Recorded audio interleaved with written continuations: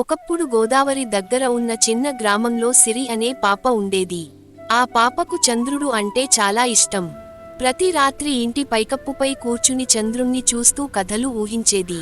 ఒక రోజు సిరి అమ్మమ్మ చెప్పింది, చంద్రుడి దగ్గర ఒక మాయ తోట ఉంటుంది. అక్కడ మంచి మనసున్న వాళ్ల కోరికలు నెరవేరుతాయి. ఆ మాట విన్న సిరి ఎంతో ఆనందపడింది. నేను కూడా చంద్రుడి తోటకు వెళ్ళాలి అని అనుకుంది. ఆ రాత్రి సిరి చిన్న మట్టి దీపం వెలిగించి ఇలా చెప్పింది, చిన్న దీపమా, నన్ను చంద్రుడి దగ్గరకు తీసుకెళ్తావా? అప్పుడే ఆశ్చర్యంగా ఆ దీపం వెలుగు పెరిగింది. గాలి మెల్లగా వీచింది. ఆ దీపం మాట్లాడింది, నీ మనసు మంచిదైతే నేను నీకు దారి చూపిస్తాను. సిరి ఆశ్చర్యపోయినా భయపడలేదు. దీపం ముందుకు వెళ్ళింది. సిరి దాని వెంట నడిచింది.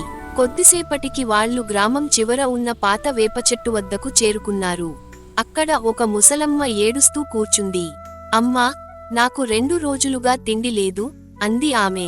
సిరి దగ్గర ఉన్న చిన్న జొన్నరొట్టెను వెంటనే ఆమెకు ఇచ్చింది. దీపం మరింత ప్రకాశించింది. కొంచెం ముందుకు వెళ్ళాక ఒక చిన్న కుక్క గాయపడి కనిపించింది. సిరి తన దుపట్టా చింపి దాని కాలి గాయానికి కట్టింది. దీపం ఇప్పుడు బంగారు రంగులో మెరిసింది. చివరికి వాళ్లు ఒక వెండి మెట్ల దగ్గరకు చేరుకున్నారు.